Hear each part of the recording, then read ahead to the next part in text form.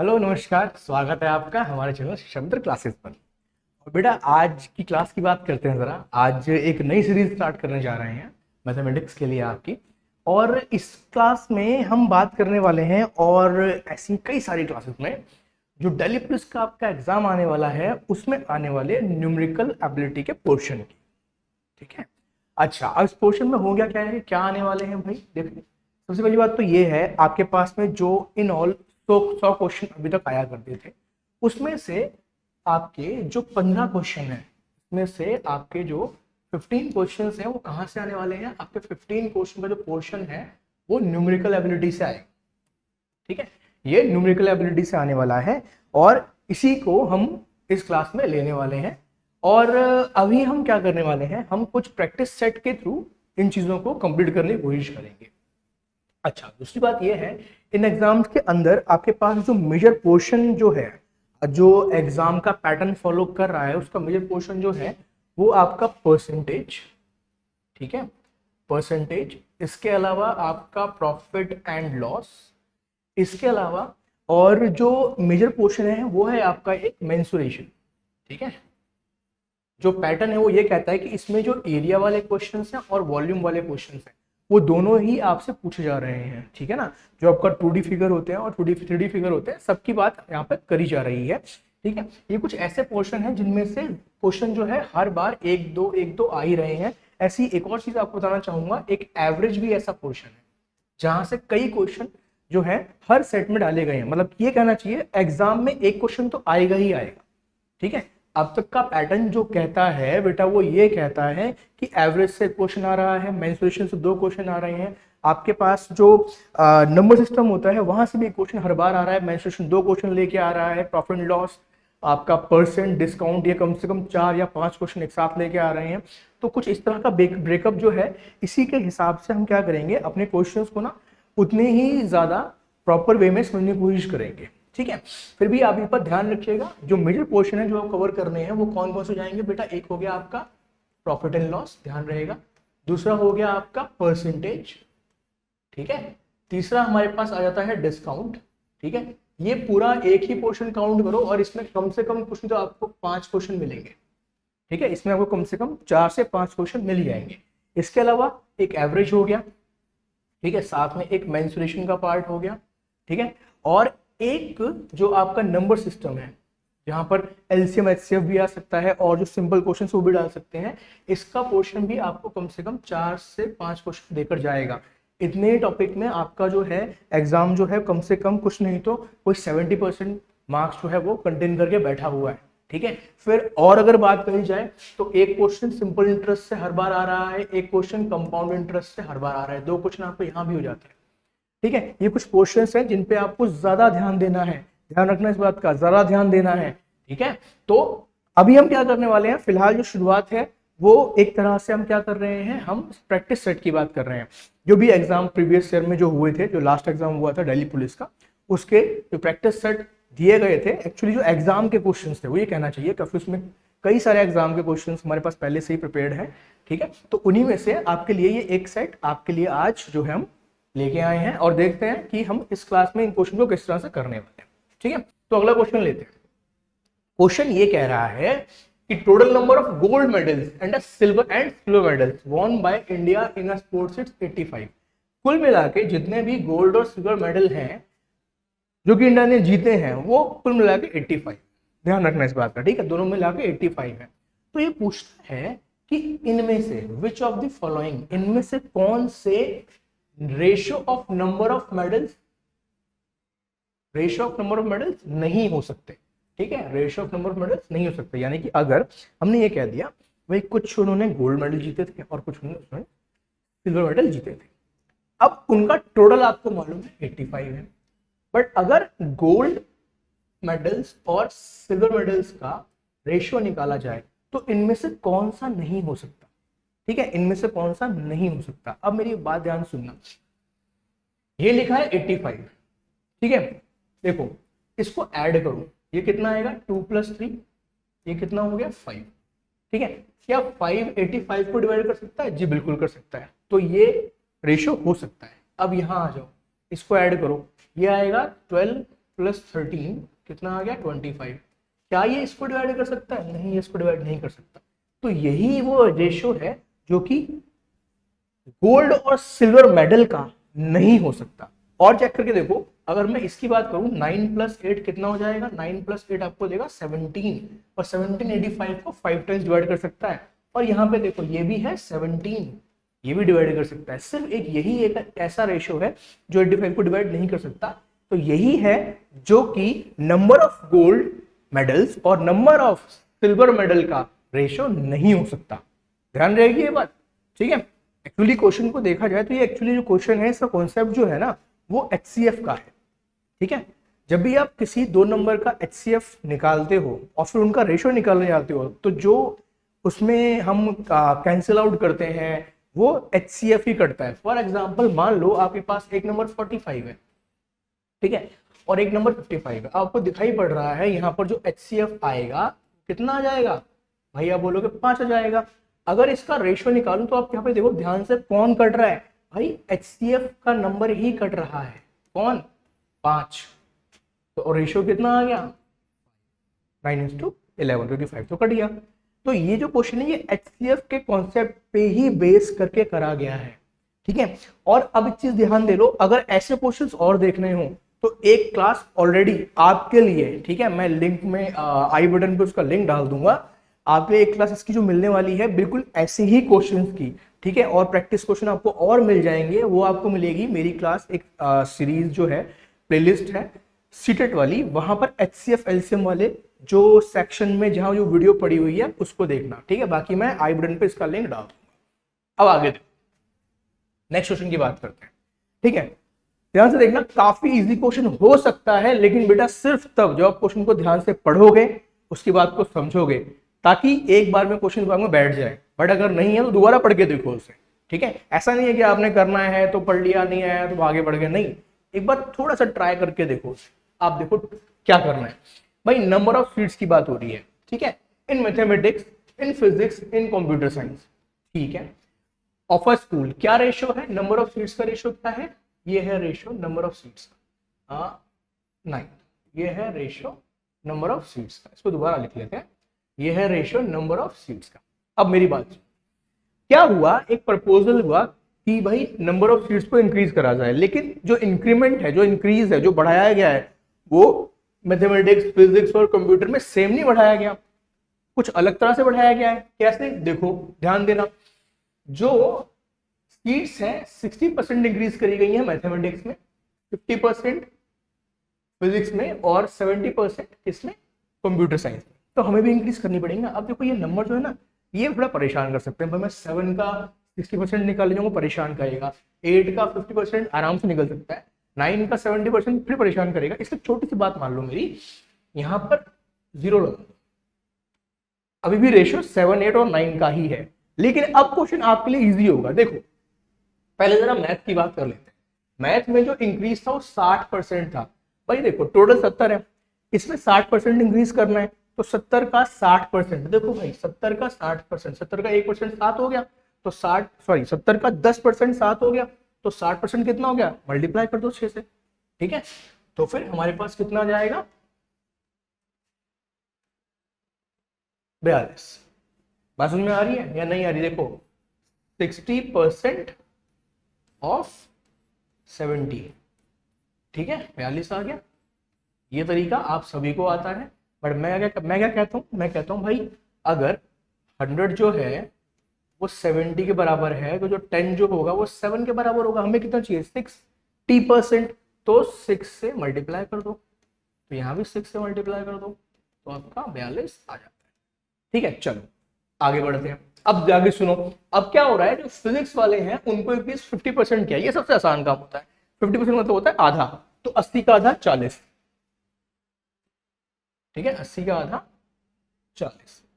Add बाद में कर लेंगे, पहले लिख लेते हैं। चलो आगे बढ़ जाते हैं। अब ये कह रहा है 70% फॉर कंप्यूटर साइंस, तो 70% अब आपके तरीके से करके देखा तो 70/100 आप करोगे और इसको 90 से मल्टीप्लाई कर दोगे, तो आपके पास आंसर आ जाएगा 60, ठीक है भाई। इतना आसान काम हो गया आपके लिए। तो अब क्या हो रहा है, इनको अब जो ये इंक्रीज करा है तो भाई ऐड करना चाहिए, तो भाई फिर इन्हें ऐड करो जरा। तो रेशियो क्या बन रहा है, यहाँ से हम लेके चलते हैं तो ये 3 आ गया और ये 15 आ गया, यहाँ से 0 आ गया और यहाँ से 12 आ गया और यहाँ से 2 और यहाँ से 11 आ गया। कहीं मैच कर रहा है क्या? जी हाँ, बिल्कुल मैच कर रहा है। ठीक है, बिल्कुल मैच कर रहा है। सही बात चल रही है, कोई परेशानी तो नहीं होगी क्वेश्चन को समझने में। ठीक है, सिर्फ रेशियो की बात थी और परसेंटेज की बात थी। ठीक है, चलिए आगे बढ़ते हैं। ठीक है, अगला सवाल देखो। ठीक है, अब कई क्वेश्चन आपके सामने ऐसे आएंगे जहां पर जो मेथड है वो लग सकता है कि भाई ये तो बहुत पुराना तरीका हो सकता है या फिर ऐसा नहीं करना चाहिए, बट कई बार आपके जो क्रूड मेथड होते हैं ना, वही सबसे सिली या फिर ये कहा जाए सबसे शॉर्ट मेथड होते हैं। ठीक है, आपको बहुत आराम से आंसर देते हैं। क्यों कह रहा हूं ऐसा, आगे भाई इन्होंने कहा 2 नंबर जो है उनका सम 14 है और उनका डिफरेंस 4 है, तो बताओ उनका प्रोडक्ट कितना होगा। देखो जैसे ही बात आती है 2 नंबर का सम, आपके दिमाग में आता है x प्लस वाई, कितना है 14, और 2 नंबर का डिफरेंस तो आपके दिमाग में आना चाहिए x माइनस वाई, कितना है 4। सही बात है यहाँ की। ठीक है भाई, दोनों को ऐड कर दो तो 2x की वैल्यू कितनी आ रही है 18 आ रही है, तो x कितना आ गया भाई, x यहाँ से कितना आ जाएगा, x यहाँ से कितना आ जाएगा 9 आ जाएगा। अगर x 9 है, पहला नंबर 9 है, तो दूसरा नंबर कितना हो जाएगा, यहाँ देख लो 5। ठीक है, और 9 पंजे कितने होते हैं 45 होते हैं। सही बात है, ये तो एक तरीका ये वाला हो गया। और देखो आप इसको सिंपल जो हम अगर कॉमन सेंस की बात करें, ये जोड़ के 14 हो रहा है, माइनस करके 4 आ रहा है, ये भी आप सोच सकते हो भाई जोड़ के 15 आएगा, माइनस करके 4 आएगा, तो कौन से नंबर हो सकते हैं, तो आपका आंसर तब भी 9 और 5 ही आने वाला है, बट ये वे सबसे छोटा लगना चाहिए। ठीक है, चलिए बात समझ में आई होगी, आ रही होगी उम्मीद करता हूं। ठीक है, और आगे देखते हैं कि अगला क्वेश्चन क्या कह रहा है। ठीक है, चलिए ध्यान रखिएगा, ये जितने भी क्वेश्चंस हम यहाँ पे कर रहे हैं ये सारे ही क्वेश्चंस एग्जाम में ऑलरेडी आ चुके हैं। ठीक है, ये सारे ही क्वेश्चन एग्जाम में आए हुए ही हैं। चलिए आगे बढ़ते हैं। तो अब क्या है, ये कहता है देयर आर 4 इक्विलेटरल ट्राइंगल, 4 समबाहु त्रिभुज हैं और आपको उनकी जो भुजाएं हैं वो दी हुई हैं, आपको उनकी साइड्स दी हुई हैं। ठीक है, इन सेंटीमीटर। ये कहता है there are 4 equilateral triangles of side this. ठीक है, which maximum measure scale can measure the sides exactly. अब ये क्या बोल रहा है कि अगर मैं कोई एक सिंगल स्केल बनाऊं जो इन सबको एग्जैक्टली मेजर कर सके। ठीक है, एग्जैक्टली का मतलब क्या है कि भाई अगर मैंने कोई स्केल बनाया और मेजर किया तो ऐसा ना हो कि 76 में से कुछ बच जाए या 76 में कुछ और भी ऐड करना पड़े इक्वल करने के लिए। कहने का मतलब आपसे वो यहाँ पे करने के लिए क्या कह रहा है, आपसे निकालने के लिए कह रहा है HCF। ठीक है, आपसे निकालने के लिए कह रहा है HCF। तो भाई यहाँ जरा देखो, एक है 114, एक है 76, एक है 266 और एक है 152। तो HCF निकालने के लिए भाई सीधी सी बात, आ जाओ जरा यहाँ पर, क्या कर दो प्राइम फैक्टराइज कर दो। ठीक है, तो 114 है, इसे प्राइम फैक्टराइज कर लेते हैं।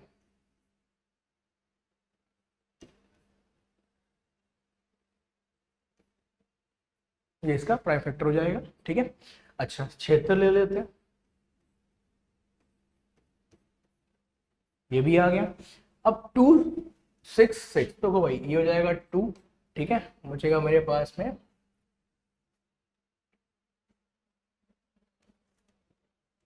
इसे करके देखते हैं जरा।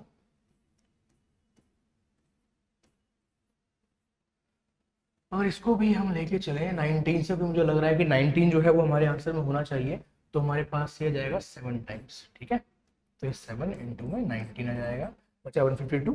इसको भी ले लेते हैं तो यहाँ से 2 बन जाएगा। ठीक है, आगे क्या आ जाएगा, ये हमें दे देगा 76 ऊपर हमने कर रखा है। ठीक है, अब आपको दिखाई पड़ रहा है कि HCF क्या हो सकता है, क्या हो सकता है। देखो भाई एक तो ये आ रहा है यहाँ पर,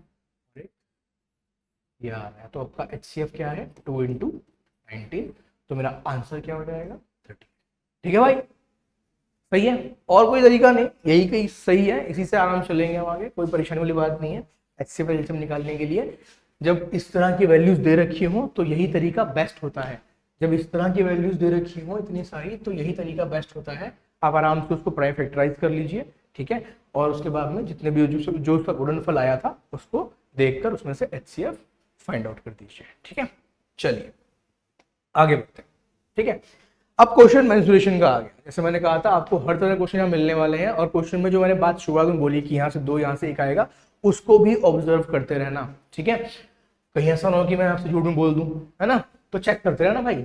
ठीक है ना, हो सकता है ना ऐसा। चलिए अब क्या है, a hollow pipe of iron is 14 centimetre long.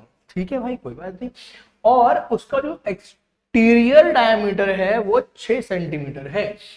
तो अगर पाइप की थिकनेस 1 सेंटीमीटर हो और आयरन की डेंसिटी 8 ग्राम पर सेंटीमीटर क्यूब है, तो बताओ पाइप का भार कितना है, वजन कितना है, वेट कितना है। तो पहले तो कहानी सुन लो। ठीक है, पहले तो एक कहानी सुन लो। क्या हम यहां कह रहे हैं कि हमारे पास क्या है, एक पाइप है। तो बेटा पाइप कुछ ऐसा होना चाहिए। ठीक है, ध्यान से समझ लेना इस बात को, पाइप कुछ ऐसा होना चाहिए।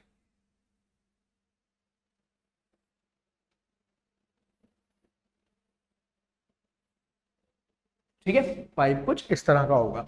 अब देखो ध्यान से, ये है इसकी हाइट।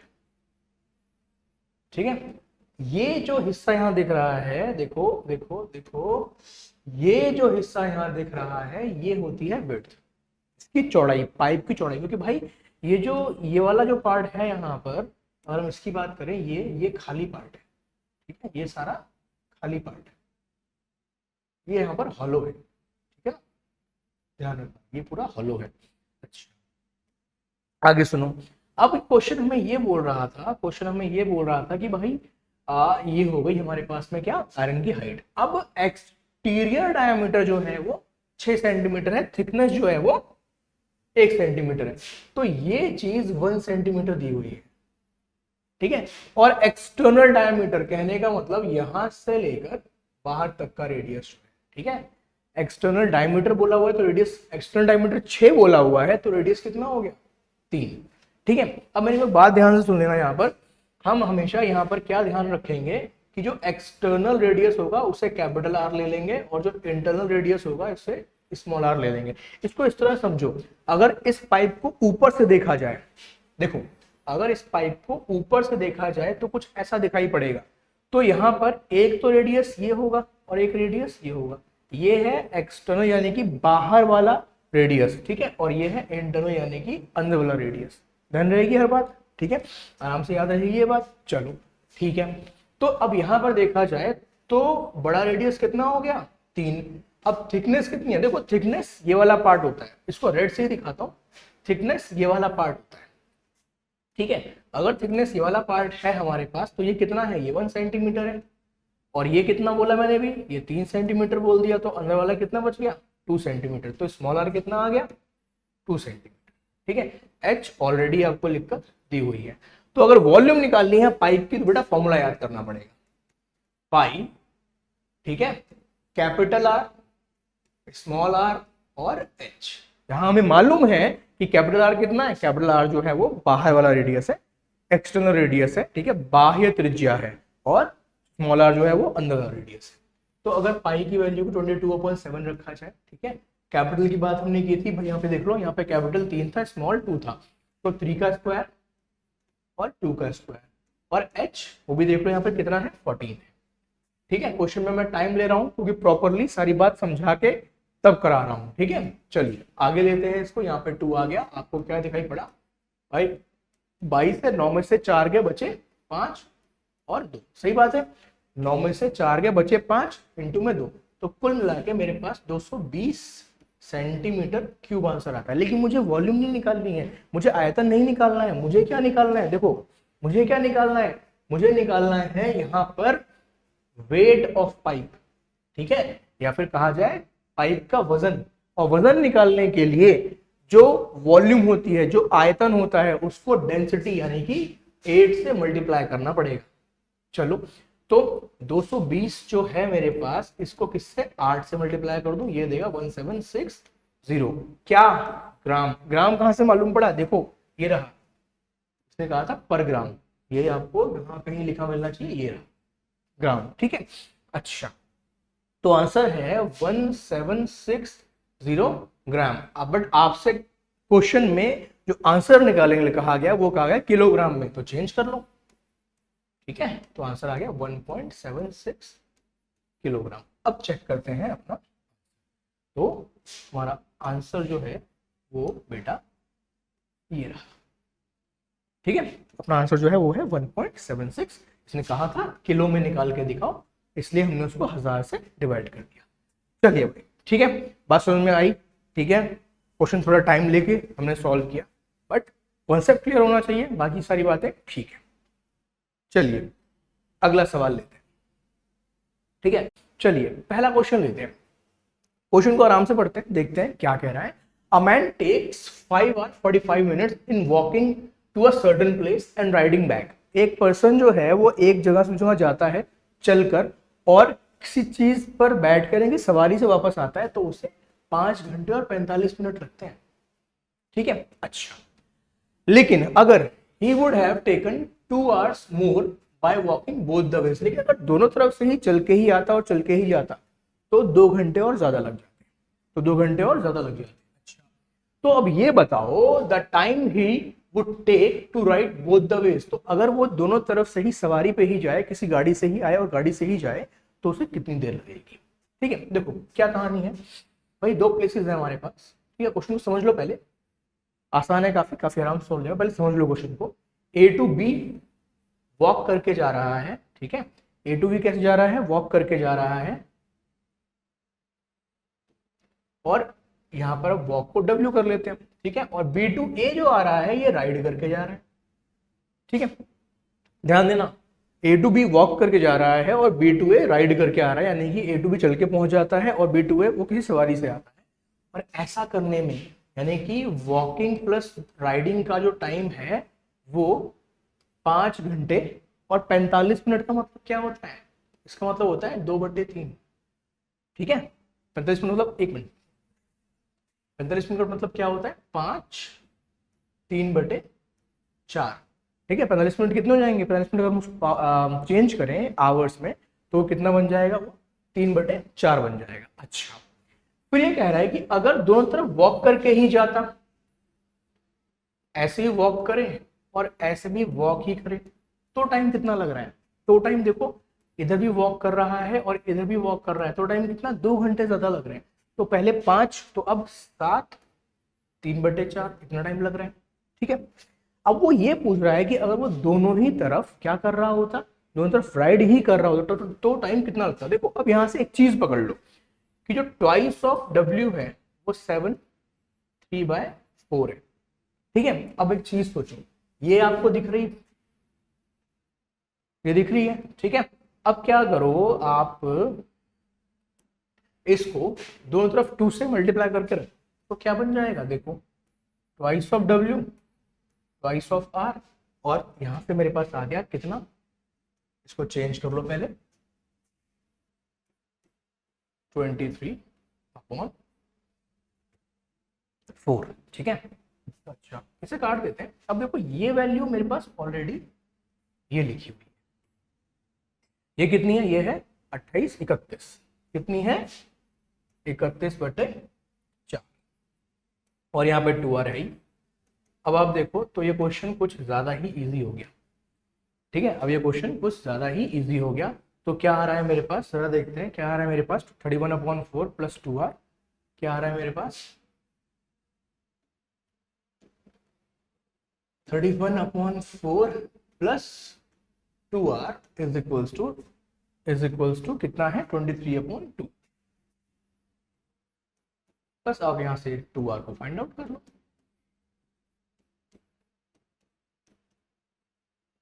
ठीक है भाई, तो ये कितना हो जाएगा 46 माइनस 31/4, या फिर ये कहा जाए 15/4। ये कितना है, ये 2r के इक्वल। तो राइडिंग जो है एक तरफ से जाने के लिए उसको कितना लग जाएगा 14/8। लेकिन आपसे क्या पूछा गया है, दोनों तरफ देखो, यहाँ देखो आपसे क्या पूछा गया है, अगर दोनों तरफ वो राइड ही करे, दोनों तरफ क्या करे, राइड ही करे, यानी कि एक्चुअली में क्या निकालना है, एक्चुअली में आपको 2r निकालना है, जो कि कितना आ रहा है 15/4। ठीक है, जो कि कितना 15/4, अब ये होता है कितना है। ठीक है, तो ये क्या हो जाएगा 3 प्लस 3/4, यानी कि 3 घंटे और 45 मिनट। देखो जरा ये ऑप्शन है हमारे पास क्या, 3 घंटे 45 मिनट, जी बिल्कुल ये ऑप्शन है हमारे पास। ठीक है, तो ये हो गया अपना आंसर। ठीक है, क्वेश्चन ऐसे बहुत लेंदी लग रहा है, बट अगर ध्यान से देखा जाए तो सिर्फ इसमें इतना ही काम करना है। देखो सिर्फ इसमें इतना ही काम करना है कि अगर क्यों हो गया भाई,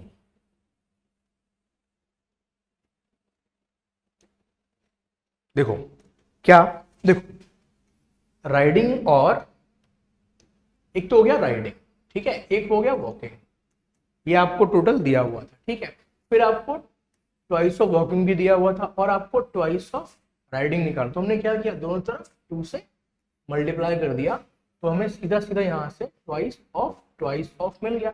ये मुझे नोन था, मैंने से यहाँ पुट कर दिया और जस्ट आपको 2r इक्वल टू सीधा आंसर मिल गया। ठीक है, सिर्फ इसको 2 से मल्टीप्लाई करके हमने क्वेश्चन को पूरा जो है वो सॉल्व कर दिया। ठीक है ना, बाकी जो प्लस में से बेटा वो तो करना पड़ेगा। ठीक है, हर चीज में अगर कैलकुलेशन मांगी गई है तो वो तो मैं कैलकुलेट करनी ही पड़ेगी। ठीक है ना, चलो अब क्वेश्चन क्या कह रहा है, the selling price of an article is marked 20% above it's cost price. एक आर्टिकल था जितने में खरीदा उससे 20% ज्यादा जो उसका सेलिंग प्राइस था, जितने में बेचा वो मार्क प्राइस से अंकित मूल्य से 20% ज्यादा। ठीक है, अच्छा अब आगे क्या आता है, अब क्या हो रहा है, देखो क्वेश्चन कहां से आया है, डिस्काउंट से आया। क्वेश्चन कहां से आया, डिस्काउंट से आया। उसने उस पर X% डिस्काउंट दे दिया, इसने उस पर X% डिस्काउंट दे दिया, उसके बाद भी still he earns a profit of 8%, इसके बाद भी वो 8% का लाभ कमा लेता है। ठीक है, देखो भाई कुछ सीपी था तो हम कुछ सीपी को 100 मानते हैं, जिसको उसने क्या किया, सेलिंग प्राइस क्या रखा 20% ज्यादा, तो उसका सेलिंग प्राइस उसने क्या रखा 120। अब इसने इस पर डिस्काउंट दे दिया, इस पर इसने क्या कर दिया, डिस्काउंट दे दिया। डिस्काउंट देने के बाद उसे प्रॉफिट कितना हुआ 8 का। भाई 100 में खरीदा, 8 का प्रॉफिट हुआ, तो यानी कि 108 में बेचा। 100 में खरीदा, 8 का प्रॉफिट हुआ, इसका मतलब 108 में बेचा। अगर डिस्काउंट करने पर 108 में बेचा तो ये बोलता है बताओ डिस्काउंट कितना था। अब देखो ये रहा सेलिंग प्राइस, जिसपे उसने डिस्काउंट करके उसे 108 में बेच दिया, तो उसने कितने कम करे, उसने 12 कम करे। भाई 120 से 8 कर दिया ना, तो 12 कम कर दिए, और उसने 12 जो है कम किस पे करे हैं भाई, जो ये मार्क प्राइस था, यानी कि 120 पे कम करे। तो ये 120 का कितना है, आपको दिखाई पड़ेगा, ये 120 कितना है भाई 10%। 12 जो है 120 कितना है 10% है। ठीक है, बात यहां तक की, यहाँ पे सॉल्व करके दिखा दे, मल्टीप्लाई कर दो 100 से। ठीक है, तो ये इसे काटेगा, 12 इसे काट कर कितना बच गया 10 बच गया, सर कितना है 10%। तो हमारा डिस्काउंट कितना था 10% था। ठीक है, चलो आगे आ जाओ। ठीक है, कुछ क्वेश्चन और बाकी हैं, बाद में ये सेट हमारा जो है कंप्लीट हो जाएगा। अब सुनो ध्यान से, अब ये क्वेश्चन जो है वो इनकम वाले आ गए हैं, इनकम है, सेविंग है, एक्सपेंडिचर है। ठीक है, क्या होता है, जो शालिनी है वो क्या करती है 1/3 ऑफ हर इनकम सेव कर लेती है। इसका मतलब 2/3, 1/3 बचा लेती है, 2/3 खर्च कर देती है। ठीक है, अब देखो पहले जरा इस बात पे आगे क्या कह रही है वो, कि अगर उसकी इनकम X% बढ़ जाए, ठीक है, और एक्सपेंडिचर 15% बढ़ जाए, तो सेविंग में 21% का इंक्रीज आता है। तो बताओ X कितना है, यानी कि इनकम कितना % बढ़ी थी। देखो ऐसे क्वेश्चन में हम क्या करते हैं, ऐसे क्वेश्चन में हमारे पास क्या क्या है, देखो 2 चीजें हैं। पहले तो हम पहले बात करते हैं इनकम की। अब इनकम जो है वो कहां कहां बढ़ रहा है, ये क्या है, ये है एक्सपेंडिचर और वो है सेविंग। ये 2 जगह कहां बढ़ रहा है, एक्सपेंडिचर और सेविंग में। मान लो कि हमारे पास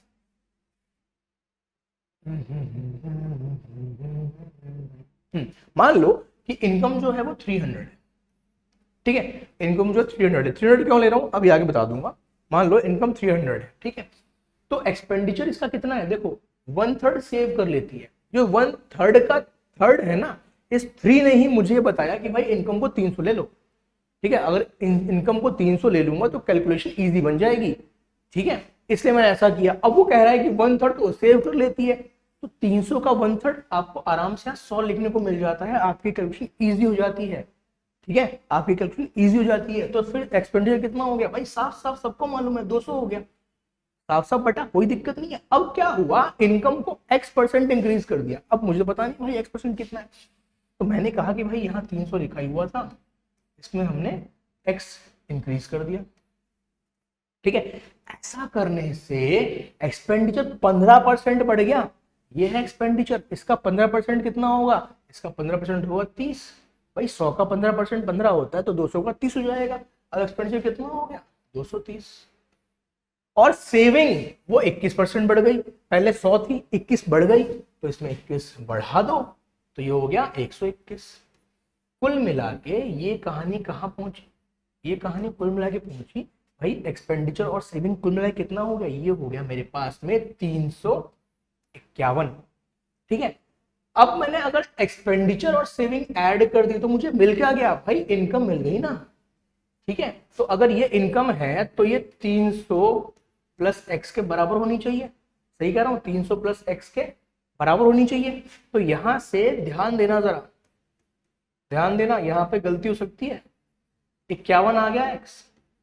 ठीक है, अब 51 में ढूंढना क्वेश्चन के अंदर, क्योंकि वो पूछ रहा है कि एक्स क्या है, और एक्स जो है एक तरह से परसेंट में था। ध्यान रखना, एक्स तो था परसेंट में था, तो ये 51 किस पर आया है, 51 300 पर आया है।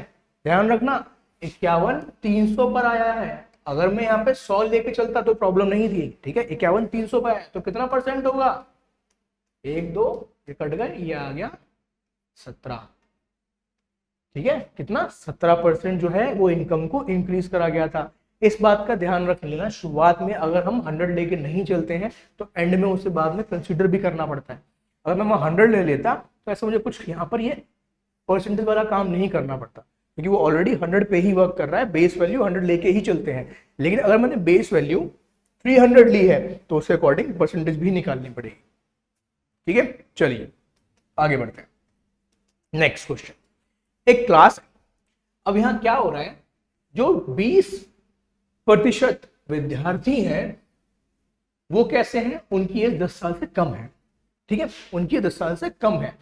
इसके अलावा the number of students age above 10 years, जिनकी एज 10 साल से ज्यादा है, ठीक है, वो कितने हैं, वो है 1/3 of the number of students age 10। अच्छा, वो 1/3 है किसके, उन स्टूडेंट्स के जिनकी एज 10 साल। देखो 3 बातें हैं, पहले जरा यही पकड़ लो, है ना। 3 बातें, स्टूडेंट्स है मेरे पास, ठीक है, 3 ग्रुप में डिवाइड कर दिए, 2 3। एक वो जिनकी एज 10 साल है, एक वो जिनकी एज 10 साल से कम है, और एक वो जिनकी एज 10 साल से कितनी है, ज्यादा है। ठीक है, ये क्या है, एज। 3 ग्रुप कौन कौन से हो गए, एक ग्रुप जिनकी एज 10 साल से कम है, एक ग्रुप जिनकी एज 10 साल के बराबर है, एक ग्रुप डाल देते हैं, और एक ग्रुप जिनकी 10 साल से ज्यादा है। फिर क्वेश्चन पढ़ो, क्वेश्चन कहता है एक कक्षा में 20% छात्र 10 वर्ष से कम उम्र के हैं, तो हमने मान लिया कि 100 है, तो ये कितने हो गए, 20। ठीक है, आगे बढ़ो, आगे कहता है कि the number of students aged above 10 years, 10 साल से ज्यादा वाले जो हैं वो 1/3 है किसके, जितने बच्चे 10 साल के हैं। तो अगर ये x है तो फिर ये कितने हैं, ये x/3 है। ठीक है, अगर ये x है तो ये x/3 है। वैसे तो आंसर यहीं से निकल जाएगा, कोई दिक्कत वाली बात नहीं आने वाली यहाँ पर। ठीक है, अच्छा, ठीक है, चलो तो फिर देख लेते हैं। अच्छा, आंसर यहाँ ऑलरेडी टिक हो रखा है, इसका आंसर 40 आने वाला है, बट देखते हैं आने वाला कैसे है। ठीक है, चलो तो फिर क्या है हमारे पास। अच्छा, तो ये कह रहा है कि the number of 10 year old student, ये जो है ये कितना है, 24 है। ये कितना है, 24 है। अब जरा ध्यान देना, ये कितना है, 24 है, तो ये कितना हो गया, इसका 1/3 8 हो गया, ये 24 है, ये 8 है। ठीक है, ये 24 है, ये 8 है, ये दोनों मिलाकर टोटल के कितने हो जाएंगे, 32 जो है टोटल का कितना हो जाएगा। देखो 20% तो यहाँ निकल गए थे, तो बच के कितने गए, 80% बच गए। वही तो ये दोनों होंगे। अगर 80% जो है वो किसके बराबर है, 80% जो है किसके बराबर, 32 के बराबर है। तो इसका मतलब 10% किसके बराबर हो जाएगा, 8 से दोनों तरफ भाग कर दो, 4 के बराबर। तो 100% किसके बराबर हो गया, 40 के बराबर। इसलिए ये 40 हमारा आंसर, ठीक है, इसलिए ये 40 हमारा आंसर है। सही है, चलो ठीक चल रहा है, परेशानी तो नहीं। क्वेश्चन को जिस तरह से किया है उस तरह से ही समझना, ठीक है, ज्यादा कुछ करने को नहीं है क्वेश्चंस के अंदर। आगे बढ़ते हैं, देखते हैं क्या है। आइए नेक्स्ट क्वेश्चन, शायद एक या दो क्वेश्चन और बाकी होंगे हमारे पास, ये फिर 15 क्वेश्चन ही होते हैं और ये 13th क्वेश्चन चल रहा है। ओके चल, x and y can complete our work in 8 days। चलो ठीक है भाई, x और y जो है वो 8 दिन में काम कंप्लीट कर लेते हैं। क्वेश्चन टाइम ऑफ वर्क का आ ही गया है, ठीक है। अच्छा ये भी है, हर एग्जाम में एक क्वेश्चन जो है वो टाइम ऑफ वर्क से भी आ रहा है, ठीक है, ये कांस्टेंट चीज है, ये आनी ही आनी है, एक क्वेश्चन टाइम ऑफ वर्क का आएगा, ठीक है। इसे सीखना जरूरी है, ध्यान से देखो कि हो क्या रहा है, ठीक है। ये भी आपके लिए एक इंपॉर्टेंट टॉपिक है, 15 में से एक क्वेश्चन इसका भी है, ठीक है। तो क्या है, एक्स और वाई जब एक साथ काम करते हैं तो काम को 8 दिन में खत्म कर देते हैं, ठीक है, काम को 8 दिन में खत्म कर देते हैं। अच्छा लेकिन अगर एक्स अकेला काम करे तो 40 दिन में खत्म कर देता है। तो ये बताओ कि अगर वाई अकेला काम करेगा तो कितने दिन में खत्म कर सकता है। देखो जब दो लोग एक साथ काम करते हैं तो हम क्या समझते हैं कि भाई जो काम है वो कितने दिन में कंप्लीट होगा, वो एक्स वाई अपॉन में एक्स प्लस वाई डेज में कंप्लीट हो जाएगा, ठीक है। इतने डेज में काम जो है वो पूरा कंप्लीट हो जाता है।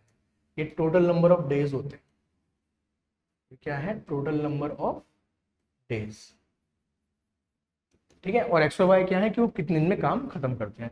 ऐसे हम यहाँ पे कहें तो एक्स जो है वो 40 डेज में कर रहा है तो मैं एक्स बदले 40 पुट कर दूंगा, ठीक है। अच्छा लेकिन बात ये आती है आता कहाँ से, ठीक है। अगर आपसे ये कहा जाए, ये चीज समझ लो जरा कि आता कहाँ से है। अगर आपसे ये कहा जाए कि एक्स जो है, ए जो है वो एक्स डेज में काम कंप्लीट करता है, बी जो है वो वाई डेज में काम कंप्लीट करता है, तो दोनों मिलाकर काम कितने में कंप्लीट करेंगे, ये ऐसा ये निकालने के लिए हम क्या करते हैं 1 अपॉन एक्स और 1 प्लस वाई कर देते हैं। एलसीएम लोगे तो x प्लस वाई अपॉन में एक्स वाई आएगा, ठीक है। इसको हम रेसिप्रोकल करके लिखते हैं, ठीक है। तो दोनों मिलकर इतने दिन में काम कंप्लीट कर देते हैं, इस बात का ध्यान।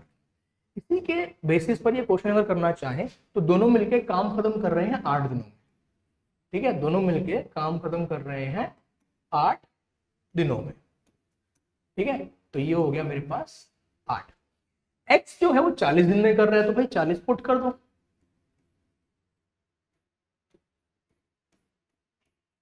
Equals to 8। सॉल्व कर दो भाई, इसे यहीं से काटो, ये 5 आ गया। तो 5y जो है, 5y जो है वो कितना आ रहा है 40 प्लस y के बराबर आ रहा है। तो 4y जो आ रहा है वो 40 के बराबर आ रहा है। तो y कितना आ गया, ठीक है, ये अपना आंसर है, ठीक है। बस इतना से ही काम करना है, बट इसके लिए आपको जो है जो कॉन्सेप्ट है वो क्लियर होना चाहिए, बहुत हाई लेवल क्वेश्चंस का नहीं, बट इस तरह क्वेश्चन का कॉन्सेप्ट जो है क्लियर होना चाहिए। चलिए अगले क्वेश्चन पे आते हैं, ठीक है। अगला क्वेश्चन क्या कर रहा है, A train covers a distance of 560 km partly at a speed of 40 km and partly at a speed of 160 km per hour। तो भाई कुछ डिस्टेंस है कितना 560 किलोमीटर, लेकिन उसको वो दो स्पीड्स पे कवर करता है। कुछ जो है डिस्टेंस को कवर कर रहा है 40 के स्पीड से और कुछ कवर कर रहा है 160 की स्पीड से। अगर टोटल डिस्टेंस कवर करने में 9.5 घंटे लगते हैं, ठीक है, 9 घंटे 30 मिनट लगते हैं, तो बताओ उसने 40 की रफ्तार से कितना डिस्टेंस कवर किया था।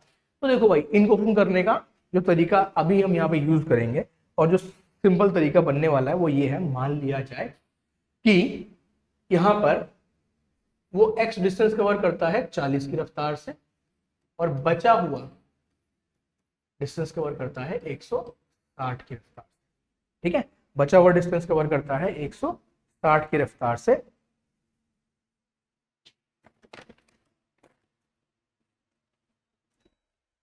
तो क्या होना चाहिए, ठीक है, क्या कह रहे हैं हमारे पास जो मैंने ये इक्वेशन बनाई है, पहले जरा ये समझो ये बनी कैसे।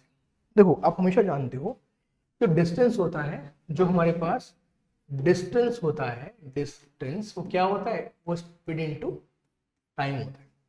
अगर क्वेश्चन में आपसे टोटल टाइम की बात करी है तो आप जो क्वेश्चन सॉल्व करते हो उसको डिस्टेंस अपॉन स्पीड के हिसाब से सॉल्व करते हो। अब अगर मैं ये मान लूं कि 40 की रफ्तार से x दूरी कवर करी गई तो टाइम कितना लग जाएगा, x बट्टे 40। x दूरी हो गई 40, गति हो गई, आपने भाग कर दिया, आपको टाइम मिल गया। ऐसे ही जो बची हुई दूरी है वो 160 से करी है, ठीक है।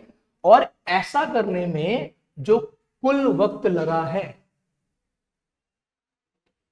वो लगा है 9.5 घंटे। देखा, परेशान मत होना इस बात को कि वहां तो भाई 9 घंटे 30 मिनट लिखा है, आप यहाँ 9.5 लिख रहे हो। 30 मिनट जो होते हैं वो 1 घंटे का आधा हिस्सा ही तो होता है, तो 9.5, ठीक है। तो कहानी कुछ इस तरह से हुई कि सॉल्व करने के लिए आपने उठाया ऐसे, ये आ गया 4 और ये आ गया 560 माइनस x, ठीक है। नॉर्मली सॉल्व कर देते हैं, यहाँ से मेरे पास क्या आ जाएगा, मल्टीप्लाई कर लो तो ये बन जाएगा मेरे पास में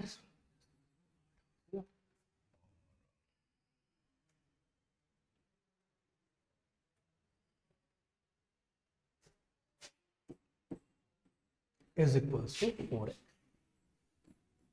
इसको सॉल्व भी कर देते हैं साथ साथ ही, तो इधर क्या जाना चाहिए, यहाँ आ जाएगा 3x और 560। कहने का मतलब जो 3x है वो कितना बन जाएगा, ये बन जाएगा 960 के बराबर। इसको आप आराम से काट के x का आंसर जो है वो कितना कह दोगे, 320। यानी कि जो 40 की रफ्तार से चल रहा जो दूरी कवर करी गई है वो कितनी है, वो 300 कितनी है, वो 320। क्या ये आंसर है मेरे पास, 320? जी बिल्कुल है मेरे पास, ठीक है, 320 ये है आंसर, ठीक है। चलिए अगला सवाल लेते हैं, ठीक है। अगला सवाल लेते हैं। अब क्या है, अब क्वेश्चन है एवरेज का, ठीक है। एक क्वेश्चन इसका भी आना ही आना। तो एक वर्कशॉप के अंदर जो एवरेज सैलरी है सारे के सारे एम्प्लॉयज की वो 18,000, ठीक है। एवरेज सैलरी जो है वो 18,000। इसके बाद में average salary of 7 technicians is 24,000। तो भाई अगर 7 की सैलरी 24,000 रुपए है तो कुल सैलरी इतनी हो गई 7 लोगों की, ठीक है। और बचे हुए जो है पता नहीं कितने हैं एक्स, उनकी जो सैलरी है एवरेज वो 12,000 है, ठीक है। तो कुल लोग कितने हो गए, एक्स प्लस 7। तो मैंने जब कुल सैलरी को कुल लोगों की संख्या से भाग कर दिया तो क्या आ गया, एवरेज आ गई। भाई ये क्या होता है, ये एवरेज होती है, क्योंकि आपको शुरुआत में ही 18,000 दे रखी थी। बात समझ में आई, क्योंकि 7 लोगों की जो एवरेज सैलरी थी, ठीक है, जो औसत आय थी वो 24,000 थी, तो 7 से 24,000 को मल्टीप्लाई किया। इसके अलावा कुछ तो एक्स माना, उनकी एवरेज सैलरी कितनी थी, 12,000 थी, एक्स को 12 से मल्टीप्लाई किया तो कुल लोग कितने हो गए, एक्स प्लस 7 हो गए। तो सबकी एवरेज सैलरी निकालने के लिए कुल सैलरी को कुल नंबर ऑफ लोगों से डिवाइड कर दिया, इक्वल टू 18,000, ठीक है।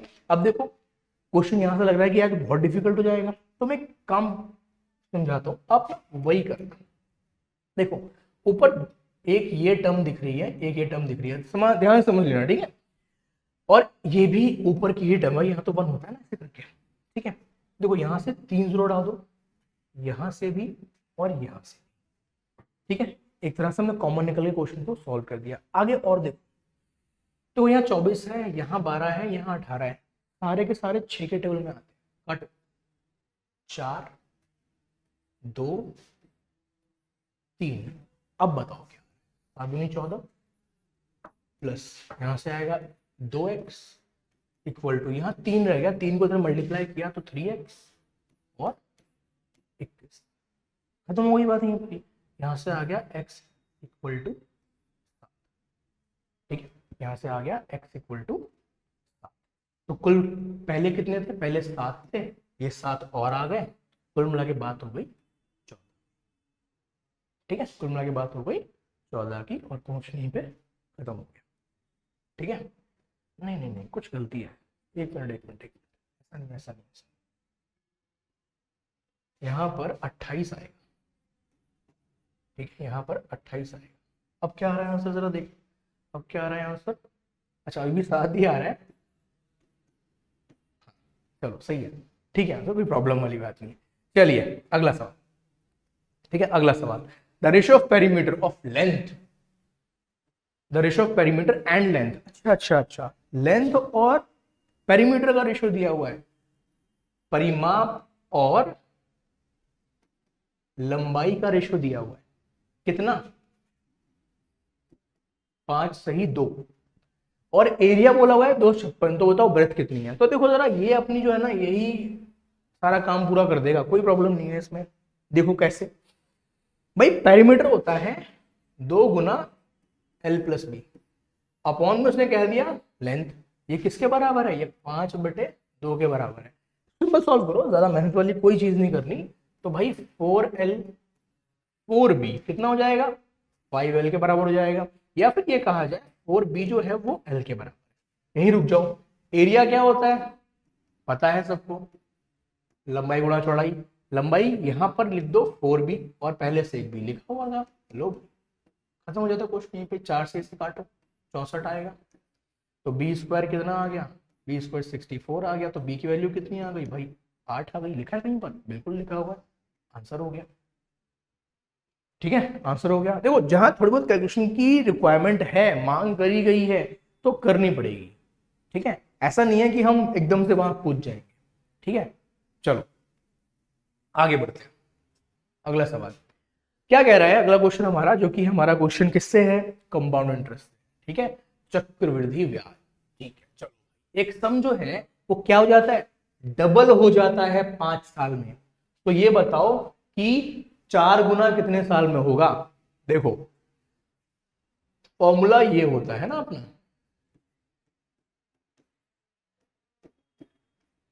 ठीक है भाई। अब कितना डबल हो गया? तो यहां 2p कर दो, equals to p 1 plus r upon 100 की पावर n। अगर p और p यहां से कट जाए तो 2 की वैल्यू कितनी आ रही है? एक चीज और कर लेना, एक चीज और कर लेना, यहां पर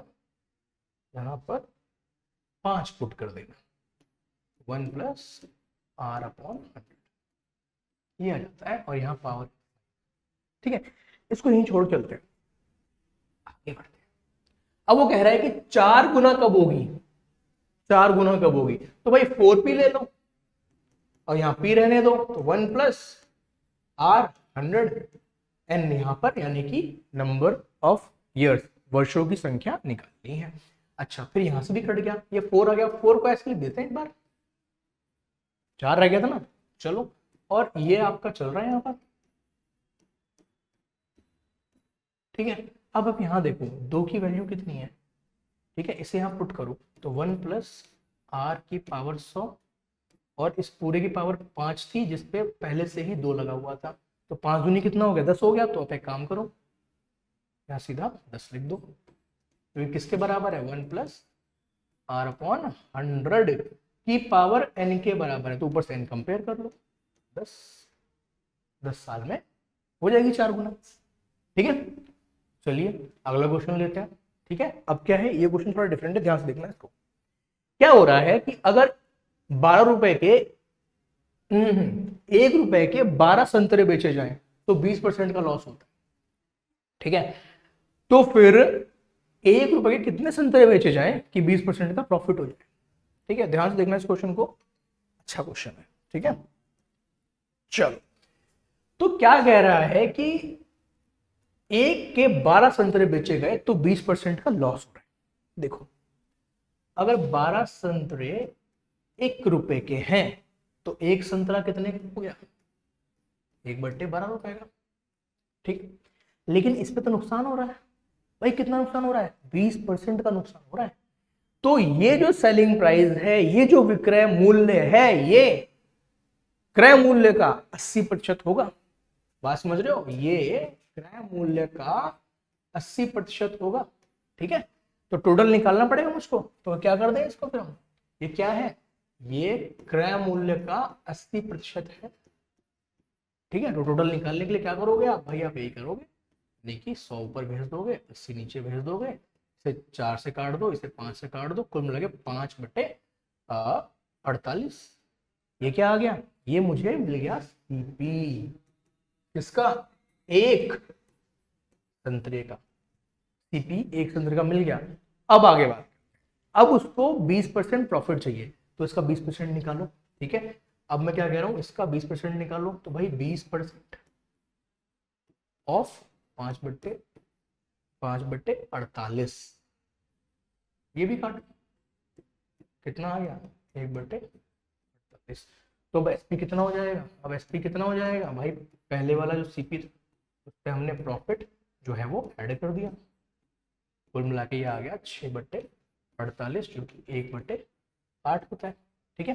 तो एक का एसपी कितना होना चाहिए, 1/8 होना चाहिए, तो 1 रुपए के कितने हो जाएंगे, उल्टा कर दो, 8 हो जाएंगे, ठीक है। 1/8 एक का क्या है, एसपी, ठीक है। 1 रुपए का 8वां भाग एक का एसपी है, तो 1 रुपए के 8 बिक जाएंगे, ठीक है। चल, बस यही था आज का आखिरी सवाल। जी बिल्कुल, ठीक है। तो ये क्वेश्चन से हमारे आज पहले प्रैक्टिस सेट के, उम्मीद है आपको पसंद आए होंगे, और उससे ज्यादा उम्मीद मुझको ये है कि आप लोगों को जो क्वेश्चन कराए जिस तरह से गए हैं वो तरीका समझ में आया हो, ठीक है, वो तरीका समझ में आया हो। तो बेटा आज की क्लास को यहीं पे खत्म करते हैं, आपके लिए जल्दी ही दूसरी क्लास भी लेकर आने वाले हैं, जिसमें हम और एक और प्रैक्टिस सेट दिल्ली पुलिस के जो एग्जाम आने वाले हैं उसके लिए मैथमेटिक्स का सॉल्व करने के लिए बिल्कुल आपको क्लास रेडी मिलने वाली है, ठीक है बेटा। तो हमको देखते रहिए, हमें फॉलो करते रहिए, सब्सक्राइब करते रहिए, शुक्रिया।